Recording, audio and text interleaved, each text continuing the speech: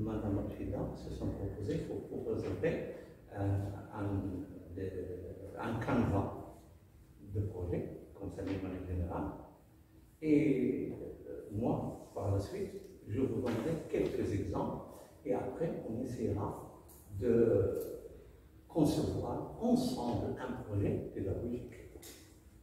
Ensemble, selon le canevas que nous allons voir, nous allons ensemble essayer de... Parce qu'une fois qu'on a construit un projet, quel que soit ce projet-là, on va pouvoir construire d'autres projets. En partant des compétences, en partant des besoins et des niveaux des élèves. Et donc, il faut tout simplement savoir ce que c'est qu'un projet pédagogique, ou ce que c'est que la pédagogie du projet, quel est son intérêt, comment elle fonctionne, quels sont ses objectifs et quels sont les résultats attendus, bien sûr.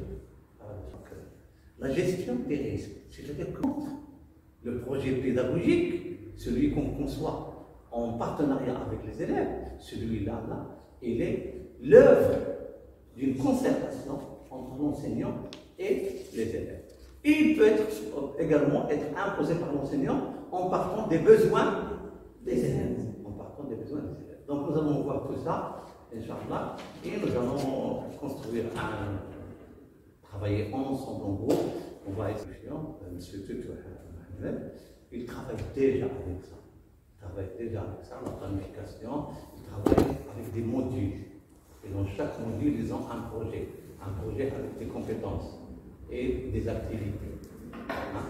Donc nous allons voir un petit peu l'apprentissage par projet, c'est quoi un projet pédagogique et l'importance des projets pédagogiques. D'accord? Alors comme vous voyez là, déjà la phrase qui est affichée ici peut déjà nous donner une idée sur l'importance de l'apprentissage par projet. C'est-à-dire le projet va nous aider à éviter, c'est-à-dire la pédagogie classique ou bien les méthodes classiques que nous avons l'habitude de faire en classe avec les élèves. Alors, je vais commencer par l'apprentissage par projet. L'apprentissage par projet est une pratique de la pédagogie active. Alors, vous avez remarqué ici que j'ai écrit la pédagogie active d'une autre couleur. Pourquoi? Parce que cette pédagogie, elle met l'apprenant au cœur des apprentissages. Donc, l'élève, il devient un acteur de son apprentissage. Elle consiste à proposer aux apprenants de réaliser un projet, seul ou bien en équipe, sous l'encadrement permanent de l'enseignant. Donc là, on voit toujours l'importance de l'enseignant, parce que c'est l'enseignant qui doit encadrer ses élèves, surtout si on parle des élèves du primaire. D'accord? Alors, pourquoi choisir l'apprentissage par projet? Il permet à l'élève de développer. Ça reste bien sûr une expérience qui est très modeste, mais donc j'ai l'habitude de faire des projets pédagogiques depuis maintenant 2 ans. Donc je vous dis vraiment que grâce à ces projets, les élèves deviennent plus responsables, plus autonomes, plus créatifs, etc. Donc son autonomie et ses responsabilités est également là avec impatience. Pourquoi? Parce qu'ils vont faire quelque chose qu'ils n'ont pas l'habitude de faire. Donc on va s'éloigner un petit peu de la méthode classique. D'accord? Donc on va essayer d'éviter l'ennui en classe. Et ça c'est vraiment important. Il doit faire preuve d'initiative, d'autonomie et de créativité. Alors là, c'est vraiment très très important, l'initiative, c'est-à-dire l'élève va prendre de l'initiative et bien sûr la créativité, il va innover, créer, etc. Comment mettre en place cette pédagogie? Alors pour mettre en place un projet pédagogique, il est très important, regardez-la bien, de favoriser le travail de groupe. C'est-à-dire qu'on doit apprendre à nos élèves dès le début de l'année à travailler en groupe. Ça, c'est vraiment très très important. Et même nous, les profs, on doit travailler en groupe. Déjà, c'est pour cela qu'on a créé le groupe échange et partage. Donc, on doit vraiment apprendre ça à nos élèves parce que c'est vraiment très important, qui va permettre aux élèves d'accepter la différenciation et de respecter les idées des autres. Parce que les élèves, quand ils travaillent en groupe, et je vous dis ça par expérience, ils commencent à respecter les idées des autres. Parce que des fois, peut-être on n'a pas les mêmes idées, peut-être on n'a pas les mêmes intentions. Donc quand on travaille en groupe, on va essayer d'accepter les idées des autres. Alors là, j'ai essayé de partager avec vous ma citation préférée. Alors je partage souvent cette citation avec mes élèves. Seul, on va plus vite, mais ensemble, on va plus loin. Donc ça, c'est ma devise. Qu'est-ce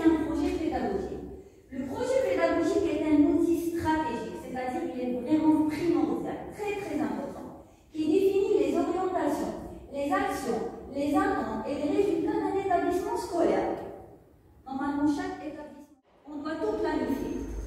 Il peut même être considéré comme l'image de marque de l'établissement. Éviter les projets pédagogiques à la légère. C'est-à-dire on a envie de faire quelque chose, mais malheureusement, le climat, ou bien, c'est-à-dire on n'a pas les ressources suffisantes pour réaliser ou bien pour concrétiser notre projet. Alors, donc, il est considéré comme l'image de marque de l'établissement et le fruit des efforts de collaboration des différents acteurs.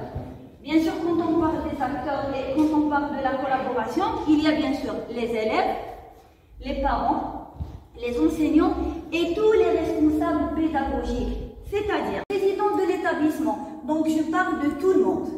Pas seulement c'est... Des fois, vous allez entendre peut-être, mais c'est votre projet. Donc, débrouillez-vous. Essayez de trouver les ressources possibles. Mais non, ça c'est une idée qui est vraiment fausse.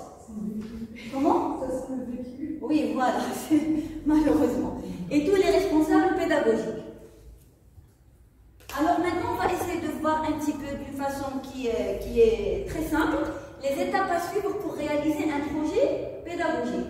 C'est une étape qui est très importante. Alors là, il faut préparer ce qu'on appelle la fiche technique du projet. La fiche technique, c'est-à-dire je vais préciser le niveau des élèves, les objectifs et bien sûr l'échéance, etc., les dates, les horaires et tout. Tout doit être planifié. Cinquièmement, l'exécution et l'implémentation des ressources, c'est une étape très importante. Donc c'est là où les élèves vont faire leurs recherches, vont essayer de créer. On fait les deux projets, l'école futuriste et le dictionnaire thématique. On pouvait être en train d'échanger les idées, les élèves vont envoyer leurs photos, ce qu'ils ont fait, etc. pour pouvoir les encadrer. Parce qu'on n'avait pas suffisamment de temps en classe. Donc des fois, il faut vraiment quelques sacrifices. D'accord? Sixièmement, présentation du projet. Par exemple, les élèves ont concrétisé leur projet, on a respecté toutes les étapes, alors c'est le jour attendu par tout le monde. C'est là où les...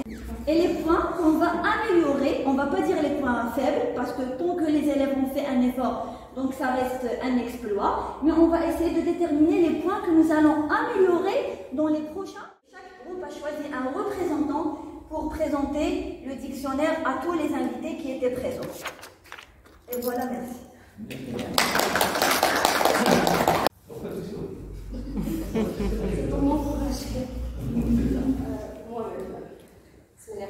Salam alaikum tout le monde. D'accord, donc aujourd'hui on va discuter le projet pédagogique. Alors le plan de mon exposé, là on va discuter qu'est-ce qu'un projet de classe, pourquoi le projet de classe, les étapes, on va les voir chacune en détail, et puis je vais vous présenter certains exemples de projets. D'abord, pourquoi le projet? Plutôt, qu'est-ce qu'un projet? Qu'est-ce qu'on entend dire? Qu'est-ce qu'on entend dire par le projet de classe? Un projet de classe, c'est une collaboration entre le professeur et les élèves. Quand je dis projet, je ne dis pas professeur, mais surtout les élèves. Il faut impliquer les élèves à réaliser des productions. Je ne dirais pas maintenant quelle production, mais un projet a toujours un objectif, c'est réaliser une production. Une production qui pourrait être écrite, une production qui peut être orale. Quand je parle de l'écrit, c'est-à-dire les élèves vont produire, vont écrire, en commençant par écrire des mots, en commençant par écrire des phrases, ainsi des paragraphes et peut-être des essais, c'est leur niveau le permet. Et puis... Oralement et par écrit ou par écrit, ou les deux. Produire. Les élèves doivent produire, oui. Que ce soit oralement ou par écrit ou les deux.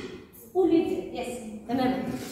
Ou les deux. Donc, ils peuvent produire par écrit, oralement ou les deux.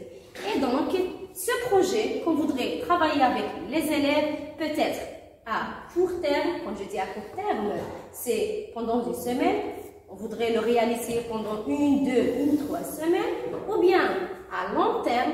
Quand je dis à long terme, ça veut dire au niveau ou bien au bout d'un semestre ou d'un trimestre. D'accord? Et puis à très long terme, ça veut dire c'est un projet qu'on va travailler avec les élèves durant toute l'année scolaire. D'accord? Et puis, de répondre à plusieurs questions afin de résoudre des problèmes. Mais l'essentiel, c'est que l'élève arrive à démontrer ses connaissances, à démontrer ses compétences et en créant une présentation. Quand je dis une présentation, là je suis en train de présenter une présentation. C'est-à-dire que je le fais oralement. Il peut aussi le présenter par écrit. Donc les élèves, ils développent les compétences de pensée critique. Lorsqu'ils trouvent l'information, il ne faut pas qu'ils l'acceptent parce que c'est trouvé sur Google, parce que c'est dit par leur professeur peut-être. Il faut la critique. La collaboration, la créativité et la communication. Toujours la collaboration. Toujours ce que j'appelle le travail d'équipe. L'échange des informations, soit entre élèves ou bien entre élèves et professeurs. L'échange, le partage des différentes connaissances. Et puis, la créativité. La créativité, bien sûr, nos élèves, machallah, ils sont vraiment créatifs, ils sont très intelligents, ils ont beaucoup d'idées, et c'est à nous de dévoiler tout dans leur minds. Et surtout, dans leurs esprits, pas minds. Sorry. Pardon. La communication, donc c'est l'échange, c'est envoyer l'information, c'est recevoir l'information, c'est l'échanger à travers de. Vous savez qu'il y a des années qu'on essaie à apprendre, ou plutôt à enseigner aux élèves des cours, bien des leçons, des exercices, et puis la séance est finie, voilà, on se retrouve le lendemain, etc. Mais il y a nous, tous les professeurs, alhamdoulilah, on a commencé à travailler avec des projets, à remarquer que cet apprentissage vraiment joue un rôle très important. Chaque fois qu'on a une nouvelle unité, j'essayais de choisir un nouveau thème.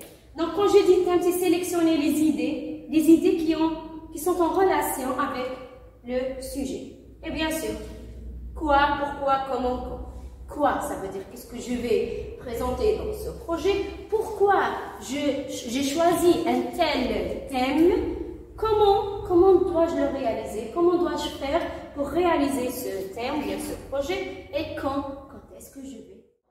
Peut-être un qui va collecter des informations, un autre qui va les taper si on voudrait présenter un diaporama, un autre qui va chercher les images convenables et peut-être dessiner des illustrations qui vont accompagner le travail. Définir un calendrier, c'est de citer des dates dans lesquelles chaque équipe, par exemple, va présenter qu'est-ce qu'il a réalisé dans une telle période. Donc, l'orientation, bien sûr, ici, elle est faite par le professeur, orienté pour collecter les données nécessaires. C'est le professeur qui doit dire aux élèves, je vous invite à utiliser un tel dictionnaire. Je vous invite à visiter un tel endroit pour chercher des informations. Je vous invite à parler avec un expert, peut-être avec quelqu'un qui connaît plein d'informations et qui va vous servir, qui va vous aider avec ces... Vous savez, pour réaliser ce projet, il y avait beaucoup de problèmes. Il n'y avait pas de connexion Internet. C'est la première chose. J'avais oublié le chargeur de mon ordinateur en classe. Et puis, je n'ai pas retrouvé à la maison. Et puis, quoi encore? J'ai pas pu trouver le livre, un tel livre. Il y a un documentaire que j'ai pas pu télécharger pour en tirer des informations. Ce sont des exemples de problèmes qu'on pourrait affronter, donc on pourrait les discuter. Et puis, l'évaluation. L'évaluation. Oui.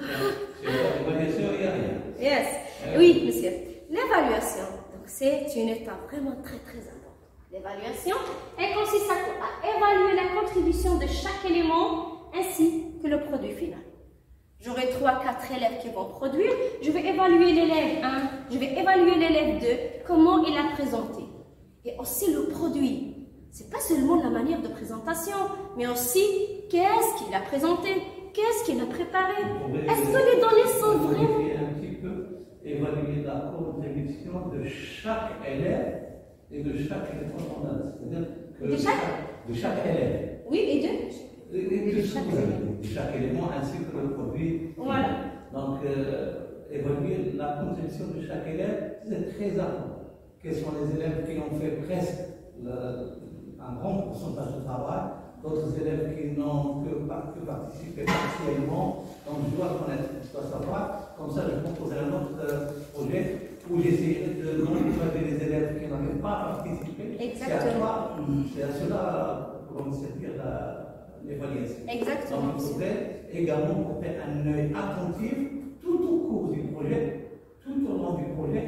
Il faut avoir un œil attentif sur les élèves qui répondent aux questions du professeur, sur les élèves qui font vraiment des recherches, sur les élèves qui ne font que des copier-coller. Il faut suivre les élèves de près. C'est ça l'évaluation. Donc il faudrait suivre les élèves de près parce que notre projet pédagogique, c'est d'intervention, de faire travailler les élèves. Vous le dites, l'élève est acteur de son apprentissage. Eh bien, si l'élève est acteur de son apprentissage, il doit voir s'il est vraiment acteur de son apprentissage. De la maternelle au lycée. De la maternelle au lycée. Continue, madame. D'accord. Et puis, l'évaluation des compétences visées. Là, j'ai essayé de proposer un ensemble de projets. Mais je l'aime. C'est une aussi. Yes, oui, bien sûr. Il aime le théâtre, il aime la chanson. Oui. Et j'aime bien le théâtre. Tout le monde connaît l'importance du théâtre. Vous n'allez pas regarder, même pas le professeur. J'ai un élève en classe, au collège, qui ne me regarde jamais dans les yeux. Qui ne me regarde jamais dans les yeux. Donc, j'ai travaillé le théâtre. Ça lui a... Pablo, à ton avis, quelle est la question qu'on va poser? Qu'est-ce que tu proposes comme réponse? Des phrases fleuves, on appelle ça des phrases fleuves. La présentation de Rachid. La bande dessinée, je l'ai travaillé au film, alhamdoulilah, a gagné au niveau national, c'était le premier prix d'une élève de 3e collégiale.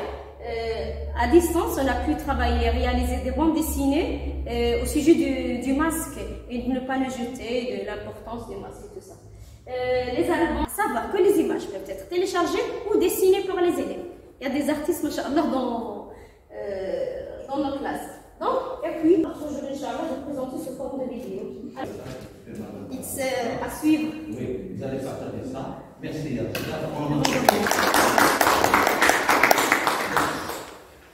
J'ai beaucoup noté beaucoup de choses. Et en même temps, pour leur contribution. Je n'aurais pas fait mieux, je vous assure. Le travail est vraiment bien fait, les points pertinents sont bien expliqués.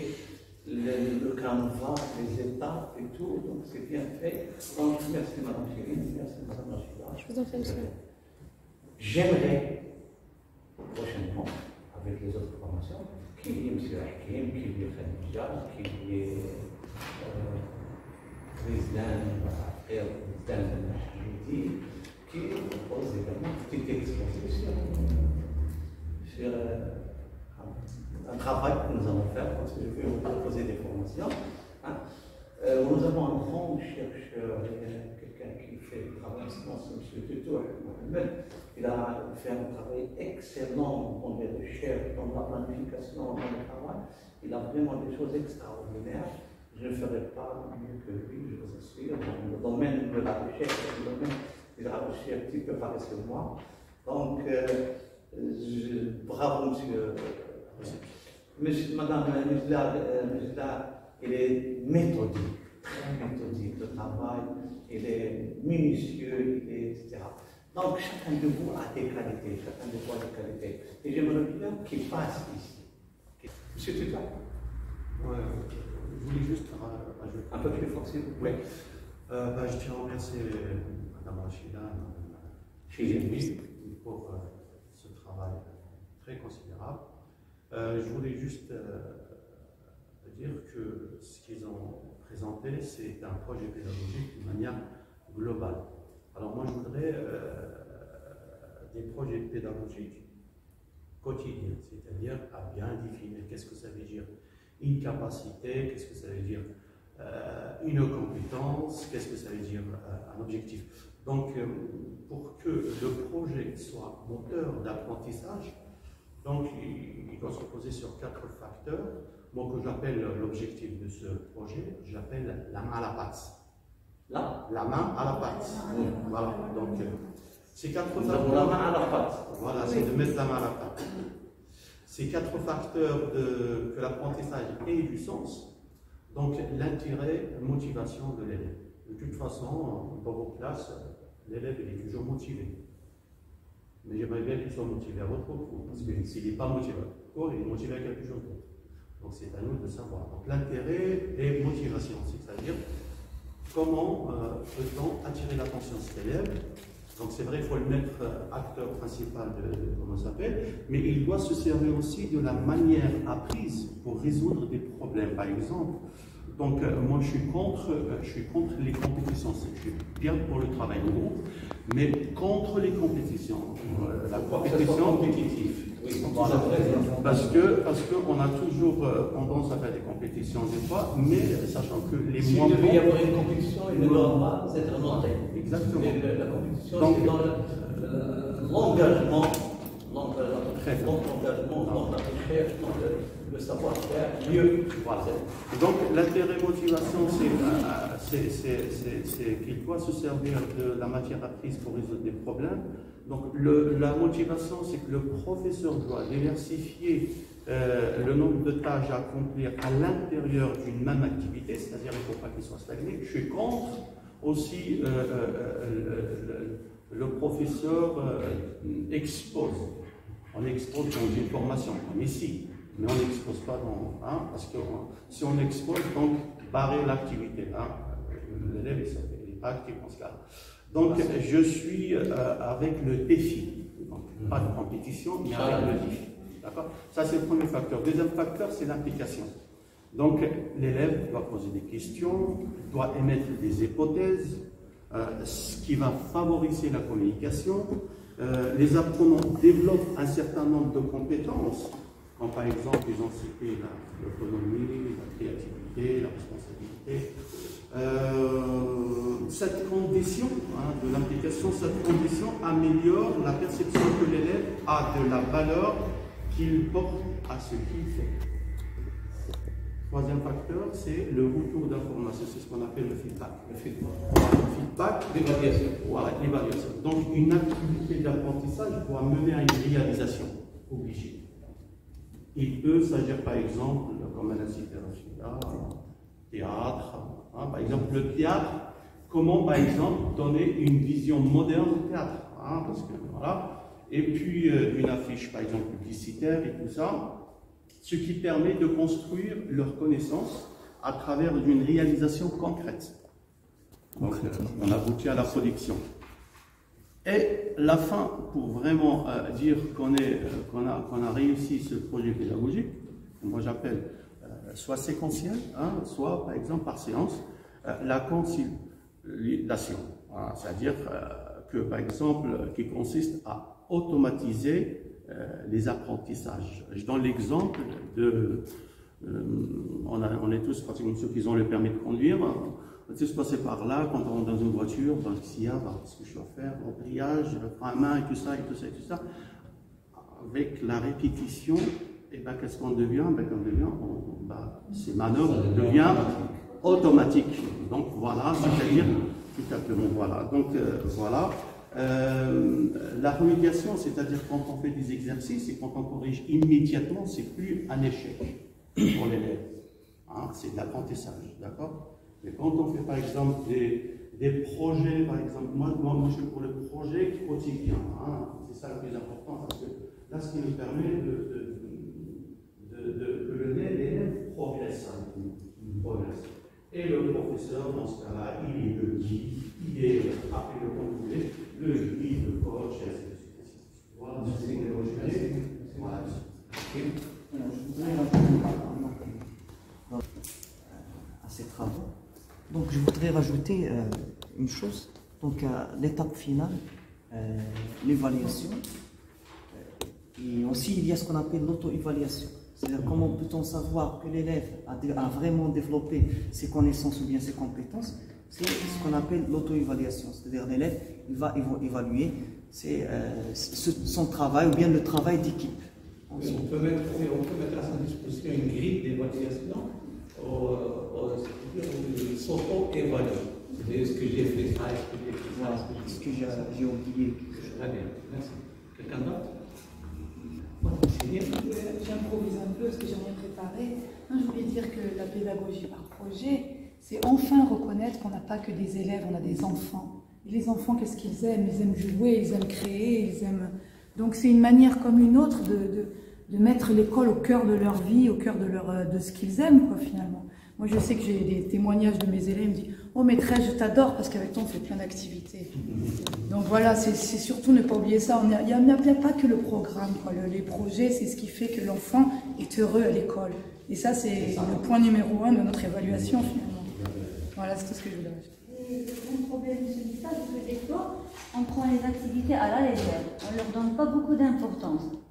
D'accord? Donc, si vous proposez par exemple une activité ou bien un projet, ce n'est pas le moment, il faut terminer le programme. Donc, ça sert à quoi de terminer un programme? Par exemple, oui, le programme, il est important et on est là pour enseigner. Mais ça sert à quoi de faire par exemple tous les jours des leçons d'une façon classique? Et surtout, par exemple, là, quand on parle de la période de la pandémie, donc l'élève il est en classe 2 minutes et après c'est fini. Donc, il a besoin de motivation, comme a dit le prof docteur. Oui, d'accord, merci. Je voulais juste rajouter une formule que Frania a dit dans son livre pédagogique. Il a dit tu me dis, la PO, tu me dis, je lis, tu m'enseignes, je me souviens, tu m'impliques, tu m'appliques, j'apprends. Yes. J'ai bien aimé ça. Oui, oui, merci, oui. Voilà, c'est l'importance d'impliquer les élèves. Oui, quelqu'un d'autre, s'il vous plaît? J'attends vos interventions, s'il vous plaît. Essayez de dire, est-ce que vous avez retenu quelque chose? Concernant la phase finale de l'évaluation, aussi les parents peuvent être participent au processus d'évaluation. Même les parents, les élèves, les enseignants. Oui, les parents peuvent procéder également. On peut leur envoyer, parce que généralement les parents participent à ces projets. Donc ils sont des acteurs également. Nous allons parler des acteurs. Nous allons parler des acteurs du projet. Quels sont les acteurs du projet? Certains d'entre vous vont me répondre, les professeurs et les élèves. Non, il y a plusieurs acteurs. Il y a les acteurs visibles et les acteurs invisibles. Madame Nedla. Pourquoi ne pas motiver les élèves à faire des trucs qui vont être payés par la suite? Payés, je dis de l'argent. Et comme ça, l'évaluation va être vraiment, elle aura de la valeur. Une valeur financière. Des fois, l'autosatisfaction, c'est par exemple. Non, c'est pas l'enseignant qui va payer. Par exemple, si on fait des expositions, je ne sais pas, de dessin et comme ça, donc l'élève par la suite, il pourra vendre son travail. Yes, good idea. Symbolique, mais ça reste quand même. Oui, c'est possible. Par exemple, les enfants d'une classe. Rien ne motive les enfants par exemple, de ces jours-là. Même la pièce théâtrale, par exemple, excusez-moi, monsieur.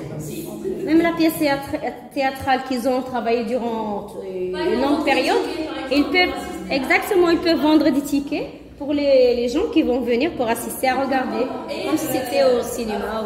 Sauf que par la loi, c'est formellement interdit. Non, monsieur. L'argent qui va être collecté va être destiné à des fins caritatives, pourquoi pas, associatives. Voilà. Ou bien pour acheter quelque chose qui pourrait enrichir la bibliothèque de l'école. Oui, c'est que... Pour le projet que je travaillais avec mes élèves, il y avait souvent des groupes de niveaux différents. Oui.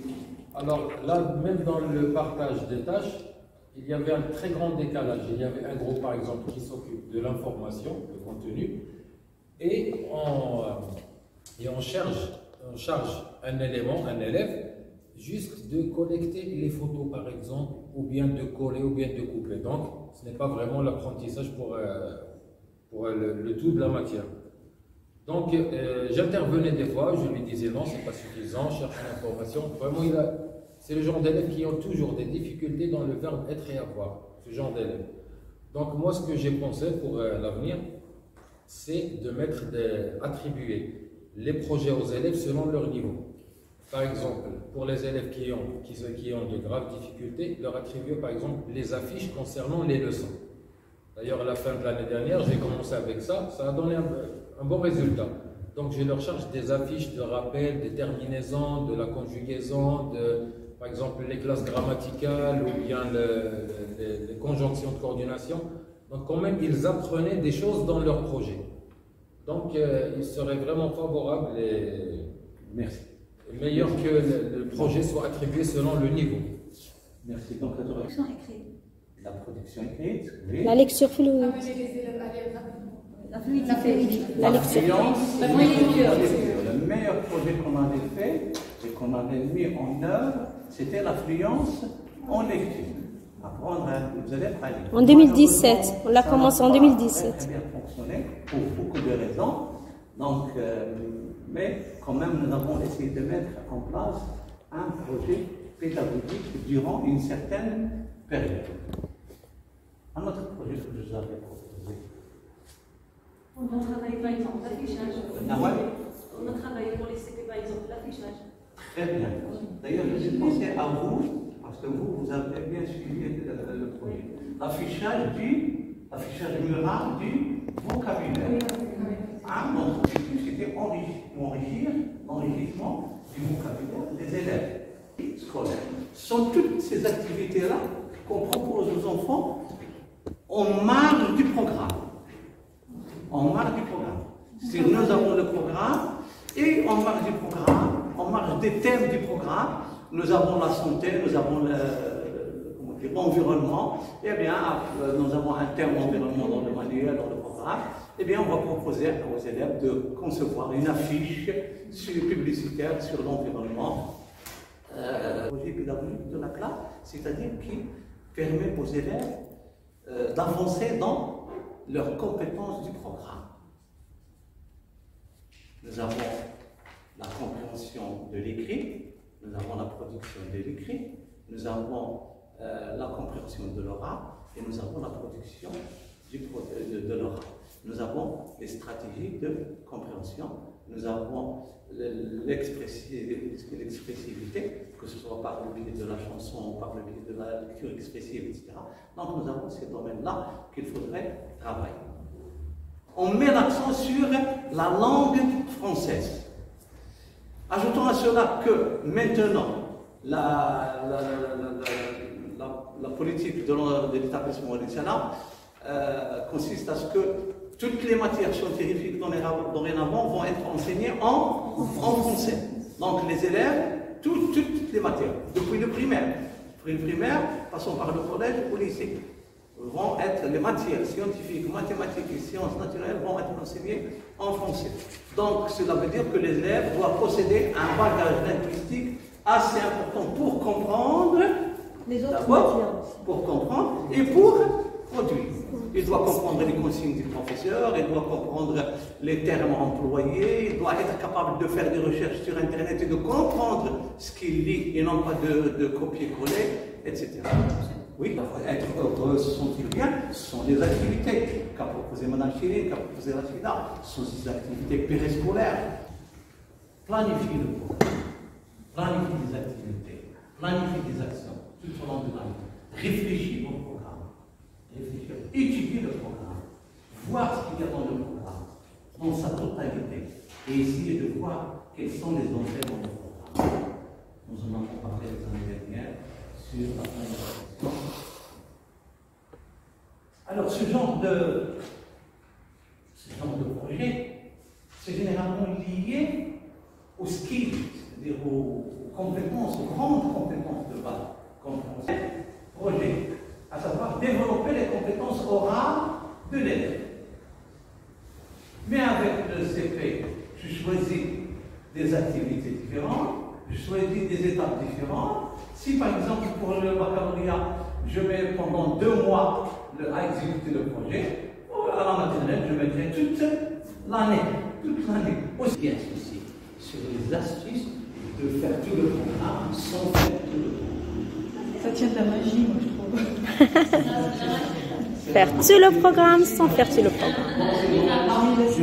Si je comptabilise les périodes qui précèdent les vacances, j'aurai au moins 2 mois. Au moins 2 mois. Donc, c'est une question, comment dire, de gestion du temps. C'est la grammaire. J'ai 20 leçons de grammaire. Donc, dans mon questionnaire, je dois donner plus de questions à la grammaire qu'au vocabulaire, parce que le vocabulaire, je n'ai que 10 leçons ou 8 leçons, parce que l'orthographe, je n'ai que 5 leçons. Donc, une question sur le vocabulaire, une question sur l'orthographe, une question sur la conjugaison, et 2, 3, 4 questions sur la grammaire. Parce que la grammaire on prend une grande place dans le programme. Et donc c'est comme ça qu'il faudrait construire notre épreuve. Donc il faut quand même travailler en groupe, chaque groupe selon ses besoins. Et cette expérience-là, nous avons fait dans les jours à venir. Cette année, j'ai essayé de faire des groupes. J'ai commencé dans la séance de révision. Je travaillais en groupe. Ce n'étaient pas les mêmes questions, les mêmes devoirs, les mêmes exercices. Et même dans le contrôle, j'ai proposé deux. Oui, nous allons bien parler de cette pédagogie différenciée, nous allons voir comment la mettre en place. Donc, normalement, c'est une lourde responsabilité. Il faut être dynamique. Il faut mettre de la vie dans ta classe. Il faut faire activer les élèves. Il faut qu'ils soient heureux. C'est pas moi qui vous l'ai dit, c'est Madame Sylvie. Il faut qu'ils soient heureux dans la classe. Ils doivent aimer la classe. Ils doivent aimer le professeur. Il ne faut pas que les élèves soient passifs et que le professeur fasse un cours magistral. Même pour les leçons de grammaire, les leçons de conjugaison, l'acte de lecture, etc., il faut veiller à ce que tous les élèves participent, s'activent. Voilà. Donc, il faudrait que... Donc, c'est ça les attentes qu'on veut. Cette année, on veut faire la production orale et la production écrite. Je ne parle pas de la compréhension, n'est-ce pas? Je ne parle pas de la compréhension, ni de la compréhension de l'oral, ni de la compréhension de l'écrit. Ça, on l'a fait pendant des années, on l'a fait pendant des années. La compréhension de l'écrit, ce sont les textes de lecture. La compréhension de l'écrit, c'est les textes de lecture. Comprendre un texte de lecture. Nous avons travaillé l'activation des connaissances, nous avons travaillé l'anticipation, nous avons travaillé l'implicité explicite, les inférences. On n'a pas de substitut en français.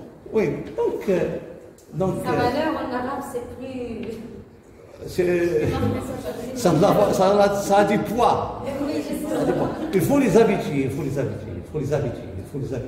Administrative, il faut mettre de grandes affiches avec des phrases, avec des citations, avec des poèmes, que je décris en gros et de manière jolie, de manière implémentation du projet. C'est-à-dire meubler le projet. Qu'est-ce que je vais faire comme activité pour réussir mon projet?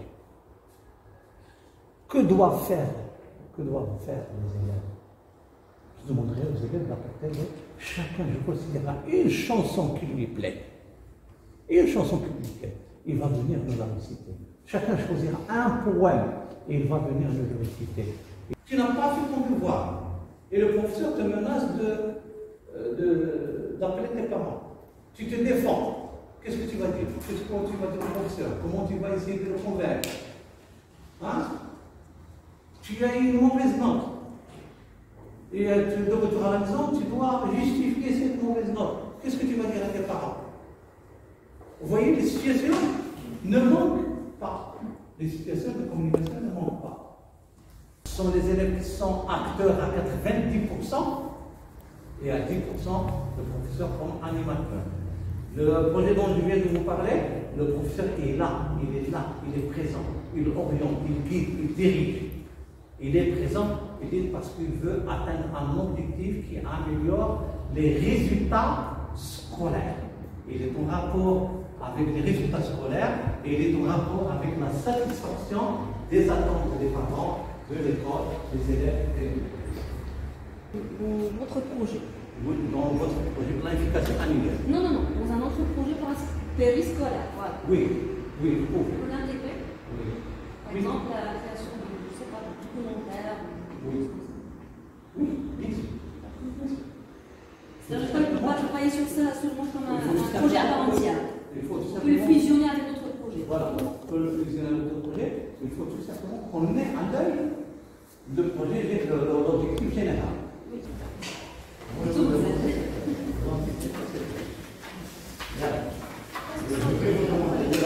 ce que j'avais proposé. Ce que j'avais proposé comme exposé. Dans l'exposé comme idée de théâtre, le